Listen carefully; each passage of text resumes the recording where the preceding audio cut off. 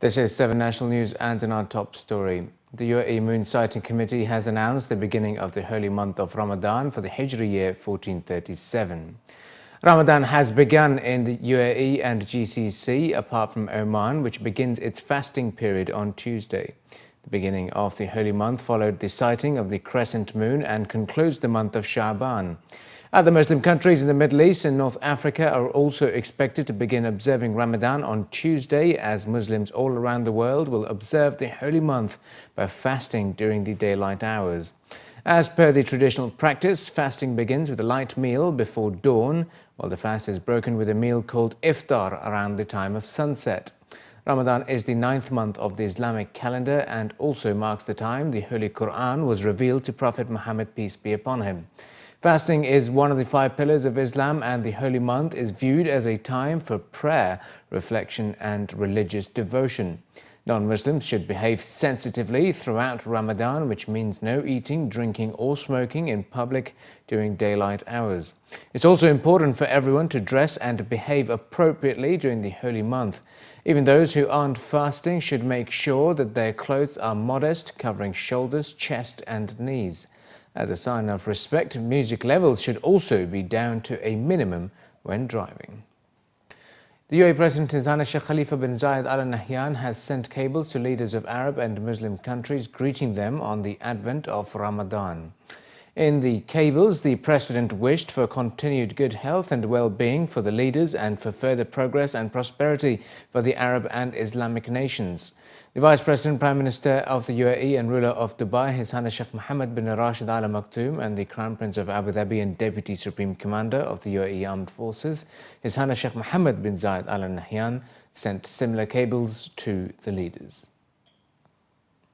In its mission to create better opportunities and a brighter future for the underprivileged, Mashreq Islami, the Islamic banking division of UAE's leading financial institution, announced UAE's first digital charity account called Ahsan.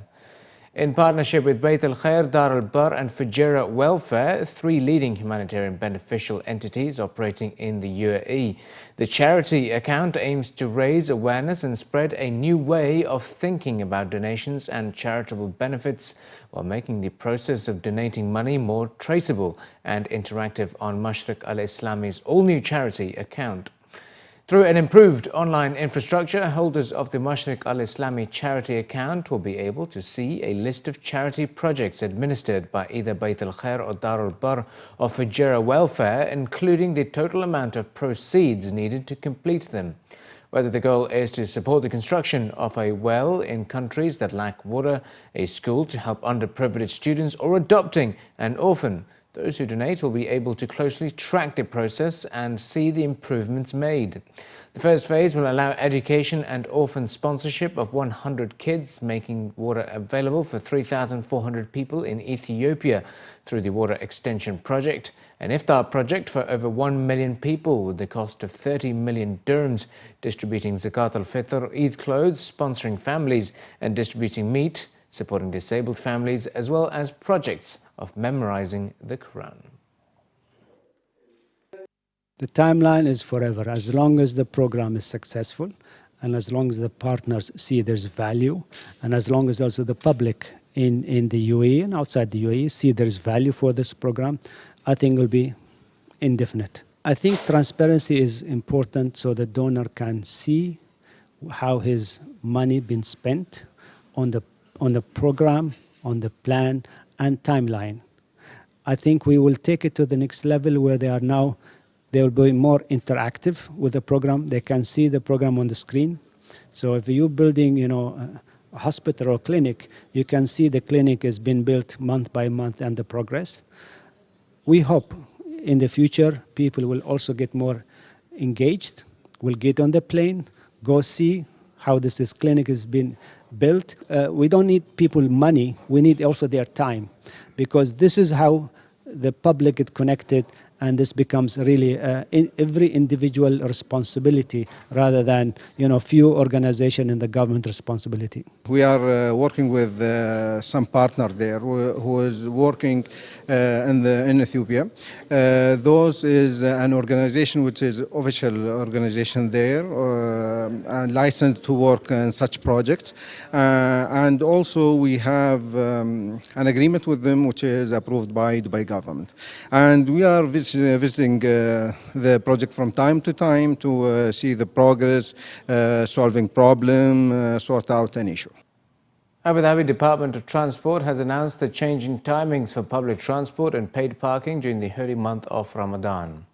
Paid parking times during the holy month will be split into two periods where the tariff will be active from 9 a.m. until 2 p.m.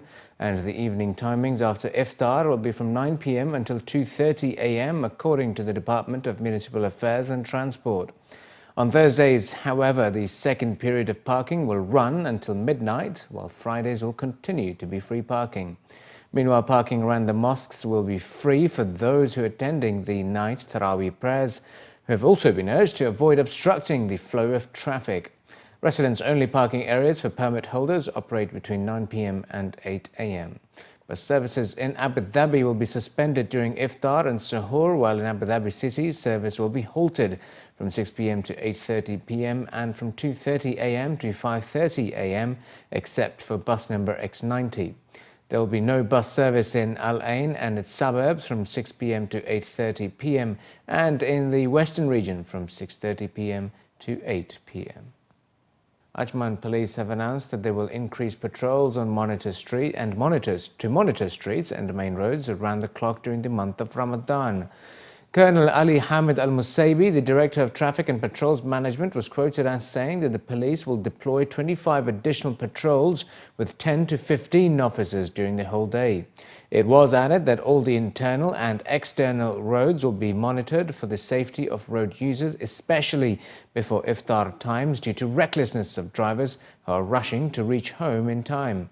The police is urging drivers to exercise caution to reduce the number of accidents and also leave enough space between vehicles, which is one of the major causes of accidents during this period of the year. Drivers have also been told not to park their vehicles on roadside to go for shopping groceries. UAE businesses must use more efficient technologies to cut energy and water consumption, as UAE aims to meet its goals for a low-carbon future, according to a new report released by the Emirates Wildlife Society and World Wildlife Fund. The report, titled Harnessing the Invisible Fuel, How to Unlock the Energy and Water Efficiency Potential of the UAE Private Sector, stated that the UAE has some of the highest electricity and water consumption rates in the world, and this is partly due to harsh environmental conditions in the region, but a significant share is due to inefficient equipment usage and consumer behavior.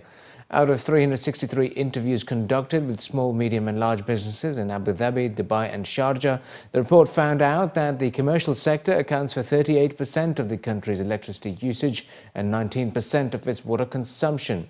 Furthermore, among the firms interviewed, only 5.8% from Dubai, 3.7% from Sharjah and 2.1% from Abu Dhabi had implemented either energy or water conservation measures.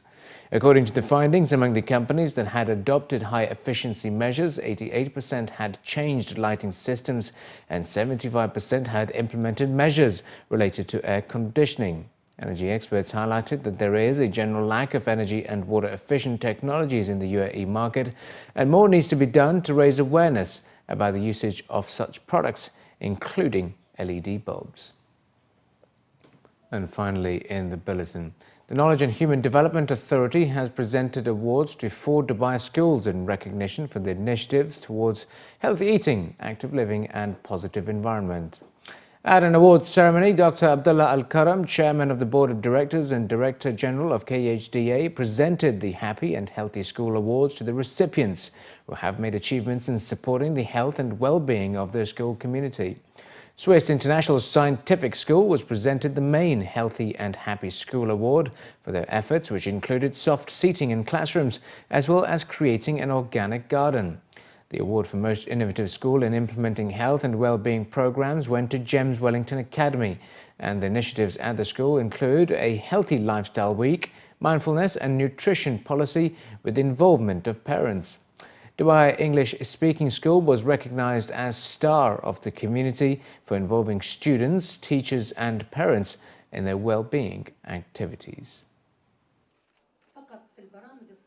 We felt it was important for children to learn horticulture, to grow their own food, especially in this day and age with all the GMOs and the modified products that are out there, for children to learn how to grow, harvest, bag, weigh, cook their own food. And we thought, what better way to start that than with our own garden, and why not make it an organic garden? So we've tried to have a garden that's one of the biggest in the Dubai schools, with 14 agriculture boxes, with each class having their own agriculture box to maintain. So over the last 2 years we've made improvements in our inclusive programs, so our SEN, our additional needs.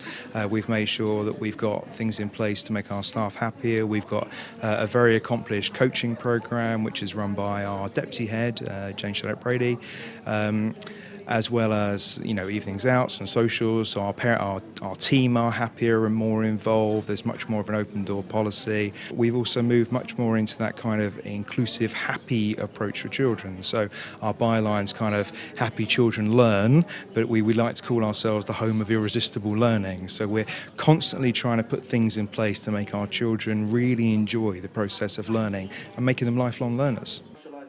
According to the KHDA, a total of 28 schools applied for the award, and an international jury evaluated submissions based on 3 major criteria, which included balanced approach, innovation and results. The inaugural awards were a joint collaboration of the Sky Blue team, comprising of the Dubai Education Zone, Dubai Health Authority, Dubai Municipality, Dubai Sports Council and the KHDA. The judges came together, and they're international judges and the local judges. They put together an initial categories, an initial sort of a sheet to go through. You have to start somehow. And I think what you're finding here is diversity. One thing is, unlike anywhere else you're going to go in the world, you have different kind of schools, different curriculums, you have different backgrounds of parents, different nutrition systems we eat, different habits on the weekend. So we're basically global. So how do you actually put that together? It wasn't hard, because at the end of the day, happy is happy regardless to anything else. Sport is a sport. So actually this too, happy, the connection between happy and that was really good for us, because it brought everybody to one common language.